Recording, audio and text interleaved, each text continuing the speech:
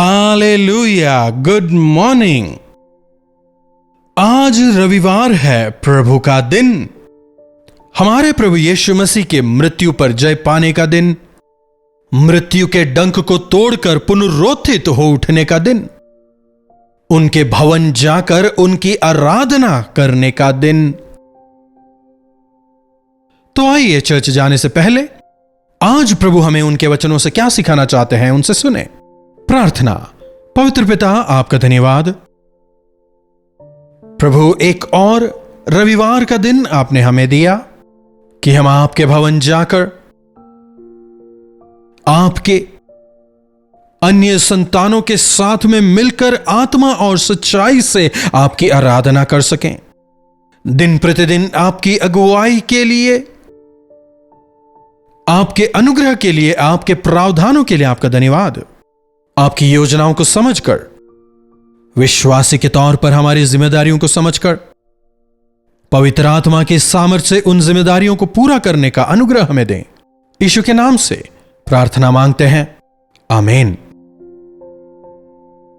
Bible के राजाओं के विषय हम मनन कर रहे हैं। कल हमने शाऊल के विषय चर्चा की। जब शाऊल परमेश्वर की अवज्ञा करता है, मैंने शाऊल को त्याग दिया है और एक और व्यक्ति जो मेरे मन के अनुसार है उसे चुन लिया है परमेश्वर। शमूएल भविष्यवक्ता से कहते हैं, हमेशा याद रखें, परमेश्वर की बुलाहट पाने के बाद, उनके द्वारा चुने जाने के बाद, अगर आप उनके बुलाहट को उनकी इच्छा के अनुसार पूरा ना करें, काम नहीं रुकेगा, हम नाश हो जाएंगे। अगर हम नहीं, परमेश्वर किसी और को चुन लेंगे। परमेश्वर ने आपको क्यों चुना है जानकर उसके अनुसार जीवन बिताएं। अपने हृदयों को परमेश्वर को समर्पित करें और उनके गवाह होकर अंत तक जीवन बिताएं। इन राजाओं के जीवन से हम बहुत कुछ सीख सकते हैं। परमेश्वर ने राजाओं को चुनने के लिए प्रजा से यह नहीं कहा कि तुम वोट दो, जिसे तुम चाहते हो तुम अपने आप के लिए चुन लो। जी नहीं, स्वयं परमेश्वर ने उन राजाओं को चुना, और किस वजह से चुना, क्यों चुना, उनकी काबिलियत को देखकर उन्हें नहीं चुना। इस बात को हमेशा जहन में बिठा लें।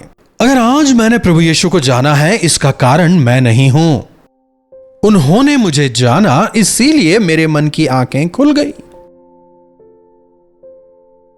परमेश्वर शमूएल भविष्यवक्ता से कहते हैं, उठकर यिशै के घर जा, अभिषेक का तेल लेकर जा, क्योंकि उस परिवार से मैंने एक को राजा होने के लिए नियुक्त किया है। यिशै के बहुत सारे बेटे थे। वहां जाकर जब शमूएल कहता है, यिशै एक एक करके उसके जितने बेटे थे वो सब को बुलाता है। ये सब युद्ध विद्या में काफी निपुण थे, और शमूएल जो है उन्हें देखकर, रूपरेखा देखकर, उनकी डील डोल देखकर, हां ये राजा बनने के काबिल है, शमूएल को लगता है। परमेश्वर कहते हैं, मनुष्य बाहरी रूप देखता है, लेकिन मैं मन को देखता हूं। ये नहीं है, ये भी नहीं, ये भी नहीं, ये भी नहीं, ये भी नहीं। क्या बस इतने ही? क्या कोई और है? हां, एक और बेटा है, कहीं भेड़ बकरियां चरा रहा होगा। अरे वो योग्य नहीं है।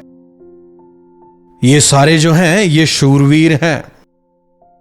लेकिन परमेश्वर शमूएल से कहते हैं, यिशै से कह, उसे भी बुलवा।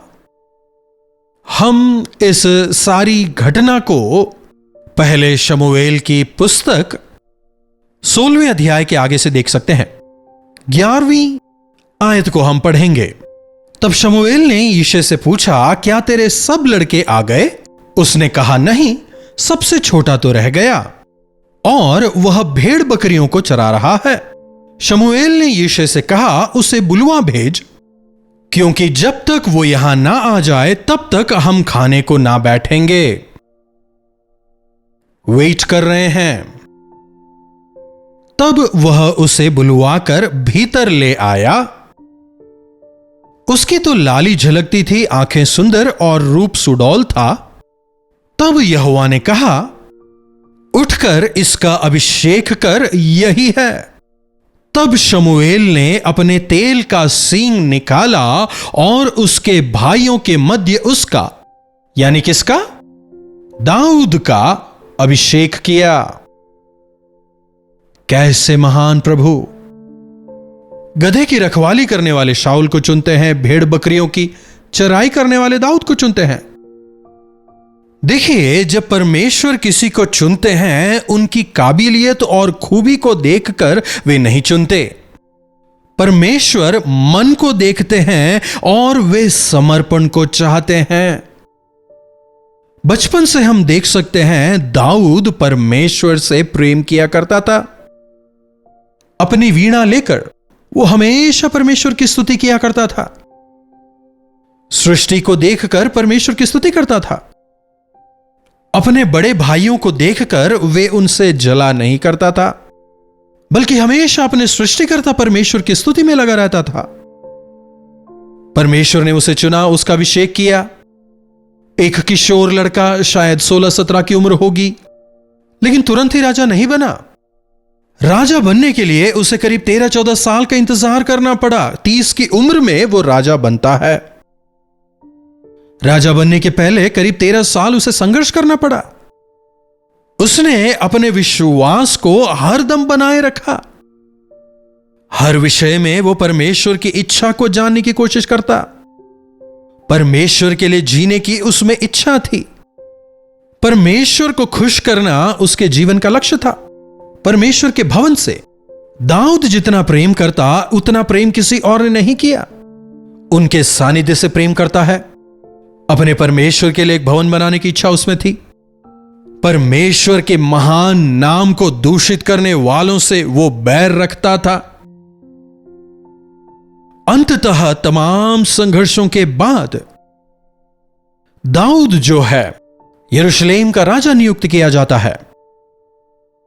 हम में से कईयों को लगता है कि बुलाहट पाते ही परमेश्वर हमारा इस्तेमाल तुरंत कर लें। प्रभु की बुलाहट पाते ही, प्रभु मुझे बताइए आप क्या मुझसे चाहते हैं, मुझे अभी बताइए। एक ही रात में सब जानना चाहते हैं। यस, मैंने तुझे चुना है, प्रभु बताएंगे। मैंने तुझे अलग किया है, वे बताएंगे। मैंने तुझे नियुक्त किया है, बताएंगे।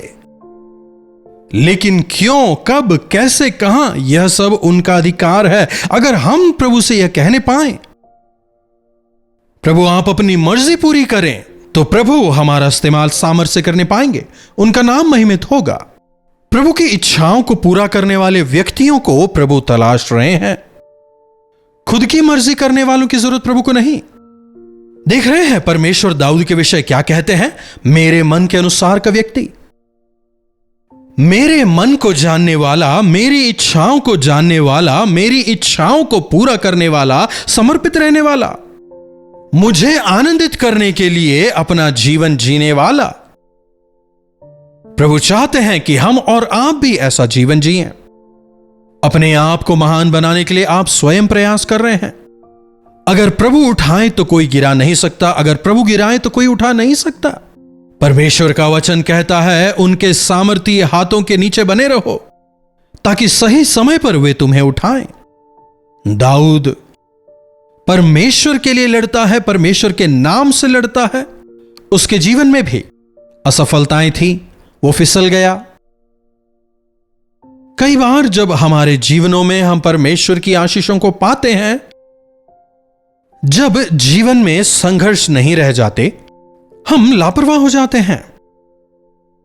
जीवन में हम केवल खुशहाली चाहते हैं, सब कुछ अच्छा चाहते हैं। वह काफी डेंजरस जोन है। दाऊद जो है, उरिया की पत्नी के उस एक विषय को छोड़ हर एक विषय में परमेश्वर को महिमित करता है। अगर वो दाग भी नहीं होता तो अच्छा होता, लेकिन पश्चाताप करता है। शाऊल भी पश्चाताप करता है, लेकिन कहता है सबके सामने मेरी महिमा करना। लेकिन दाऊद जब भविष्यवक्ता आकर कहता है कि तूने पाप किया है, स्वीकारता है कि मैंने पाप किया है, परमेश्वर मुझे शुद्ध करें, हे प्रभु मुझे पवित्र करें, आपके सानिध्य से मुझे दूर ना जाने दें, अपनी पवित्र आत्मा मुझसे ना ले लें, अपने उद्धार के आनंद को मुझसे दूर ना करें प्रभु। पश्चाताप के साथ परमेश्वर से प्रार्थना करता है। भजन संहिता 51 को आप जरूर पढ़िएगा। अगर हम हमारे पापों का अंगीकार करें, प्रभु का लहू हमें शुद्ध करता है। दाऊद शुद्ध किया जाता है, क्षमा किया जाता है। जी हां, उसे अपनी गलतियों के परिणाम को भुगतना पड़ा, लेकिन परमेश्वर की गवाही को पाता है। स्वयं परमेश्वर उसके विषय कहते हैं कि यह मेरे मन के अनुसार का व्यक्ति है। आज आपका जीवन कैसा है? किसी अलग ही दिशा में अपनी मर्जी करते हुए आप घूम रहे हैं। कई लोग आप नौकरियों की तलाश में हैं, शायद परमेश्वर आपसे कुछ और चाहते हो। कई लोग आप व्यापार करना चाहते हैं, शायद परमेश्वर आपसे कुछ और चाहते हैं। शायद आप में से दूसरे कुछ हायर स्टडीज करना चाहते हैं और अधिक पढ़ना चाहते हैं। क्या होगा उससे? कहीं ऐसा तो नहीं परमेश्वर आपसे कुछ और चाहते हैं? आज ऐसे कई लोग हैं जिन्होंने अपने जीवनों के लिए परमेश्वर की इच्छा को नहीं जाना, अपनी इच्छा करते हुए सफल होना चाहते हैं। सेवकों, आपसे भी कह रहा हूं, आपकी सेवा कितनी बढ़ रही है यह जरूरी नहीं, क्या आप परमेश्वर की इच्छा कर रहे हैं यह जरूरी है। जवानों, आपसे भी कहना चाहूंगा, आप चाहते तो हैं परमेश्वर के लिए बहुत कुछ करना, लेकिन प्रभु के आगे दौड़ रहे हैं। बिना बुद्धि और ज्ञान के गधे की तरह ना बने, ना ही घोड़े की तरह बने। घोड़ा आगे भागता है, गधा पीछे रह जाता है। आज जीवन में कई ऐसे लोग हैं, या तो वे आगे भाग जाते हैं या फिर बुलाहट से पीछे रह जाते हैं। दोनों हैं। प्रभु चाहते हैं कि हम उनके साथ चलें। परमेश्वर चाहते हैं कि हम कदम कदम उनके साथ चलें। हर रोज के लिए हमें प्रभु से मांगना है। एक ही दिन में जीवन की सारी योजना प्रभु आपको नहीं बताएंगे। दिन प्रतिदिन अगर आज आप प्रभु के आज्ञाकारी रहे तो कल की बात प्रभु बताएंगे। अब्राहम को बुलाते ही परमेश्वर ने सब नहीं बताया। मैं तुझे महान बनाऊंगा, आशीष दूंगा, बस। कहां जाना है, कब होगा, कैसे होगा, उसे कुछ नहीं पता। लेकिन कदम कदम जब परमेश्वर के साथ में चला, परमेश्वर ने अपनी योजनाएं उसे बताई। हागार के विषय एक छोटी सी गलती उसने की, आज तक उसका परिणाम भुगत रहे हैं। हर दिन परमेश्वर का वचन हमारे लिए जरूरी है। वचन के अंदर हम दाऊद के विषय बहुत कुछ पाते हैं। समय निकालें, उन पर मनन करें। समय की कमी की वजह से ज्यादा गहराई में हम जाने नहीं पाएंगे, लेकिन अगर आप आत्मिक तौर पर बढ़ना चाहते हैं, प्रभु की इच्छा करना चाहते हैं, आवश्यक है कि आप हर रोज प्रभु के वचन को पढ़ें, उस पर मनन करें। आशीषमय जीवन जीने पाएंगे। प्रार्थना। महापवित्र पिता परमेश्वर, प्रभु, एक व्यक्ति जब अपने आप को पूरी तरह आपके हाथों में सौंपता है, जब वो आपकी इच्छाओं को, आपकी योजनाओं को अपनी इच्छा बना लेता है, जब केवल आपकी इच्छाओं को पूरा करने के लिए जीता है, कैसी महान आशीषें और कैसी महिमा आप उसे देते हैं। दाऊद के जीवन में हम देख सकते हैं। प्रभु यीशु, यहां तक कि आप दाऊद के पुत्र कहलाए, आप दाऊद के वंश से आए। प्रभु, आपका धन्यवाद। हम सबों की मदद करें कि हम भी हमारे जीवनों में दाऊद की तरह आपके पीछे चलने वाले हो जाएं। आपकी इच्छाओं को जानकर उनके अनुसार चलते हुए आपको महिमित करने का जीवन हम में से हरेक को दें। यीशु के नाम से प्रार्थना मांगते हैं, आमीन। अब पिता परमेश्वर का प्रेम, प्रभु यीशु मसीह का अनुग्रह, पवित्र आत्मा की संगति और सहभागिता हम में से प्रत्येक के साथ आज, कल और सर्वदा बनी रहे, आमीन। प्रभु परमेश्वर की महिमा हो। अपने प्रार्थना विषयों को आप हमें 9884907779 पर व्हाट्सएप, वॉइस मैसेज या टेक्स्ट के जरिए भेज सकते हैं। हम आपसे सुनना चाहेंगे, आपके लिए प्रार्थना करेंगे, प्रभु चमत्कार करेंगे। चैनल को लाइक, सब्सक्राइब और शेयर आप जरूर करें। अगर आप इस सेवकाई में हाथ बटाना चाहते हैं, आप हमें व्हाट्सएप करें, हमारी टीम आपसे संपर्क करेगी। तमाम आवश्यक जानकारियां आपको दी जाएंगी। हम मिलकर प्रभु की सेवा में आगे बढ़ेंगे। इन्हीं वचनों के साथ आज मैं आपसे विदा लेना चाहूंगा। दोबारा मिलने तक प्रभु का अनुग्रह हम सबों पर बना रहे। हालेलुया। मुंबई और उसके आसपास रहने वालों के लिए शुभ संदेश। अगर प्रभु ने चाहा, अप्रैल 14 तारीख को धारावी में और अप्रैल 15 तारीख को गोरेगांव में, दोनों अलग अलग जगहों पर केवल शाम को गेट टुगेदर का आयोजन कर रहे हैं। टीवी पर अगर आप हिंदी में या तमिल में या तेलुगु में वचन सुनते हो या फिर किसी और भाषा के कार्यक्रम के जरिए आप हमारे साथ जुड़ते हो, तो हम आपको इस गेट टुगेदर में भाग लेने के लिए सादर आमंत्रित करते हैं। हम मिलकर प्रभु के वचनों को सुनेंगे, मिलकर प्रभु की स्तुति आराधना करेंगे, हमारे जीवनों में एक बेदारी आए, इसी प्रार्थना के साथ हम आ रहे हैं। आप भी प्रार्थना के साथ आए। गौर कीजिएगा, अप्रैल 14 तारीख को धारावी में मॉर्निंग स्टार स्कूल में शाम को 6 बजे से, समय याद रहेगा ना, शाम को 6 से 10 तक केवल एक सेशन। उसी प्रकार 15 तारीख जो कि बुधवार है, शाम को 6 बजे से लेकर 10 बजे तक गोरेगांव में गेट टुगेदर का आयोजन कर रहे हैं। जो जगह आपके करीब है आप आए, या दोनों जगहों पर भी आप आ सकते हैं। पता गौर से सुनिएगा, morning star school near Sion railway station, Dharavi, Mumbai. अप्रैल 14 तारीख शाम 6 बजे से लेकर रात 10 बजे तक यहां पर गेट टुगेदर का आयोजन किया गया है। अगर आप अधिक जानकारी चाहते हैं तो QR कोड स्कैन कर सकते हैं या नीचे दिए गए नंबरों पर फोन करें।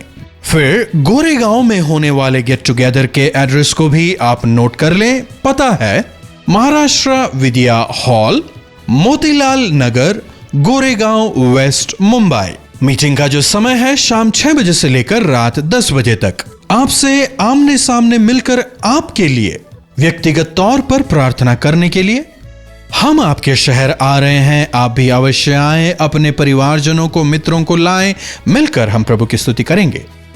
अवश्य आएंगे ना?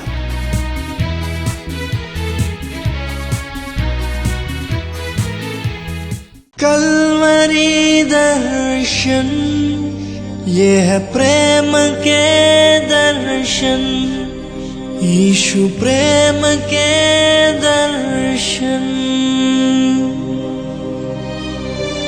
कल्वरी दर्शन,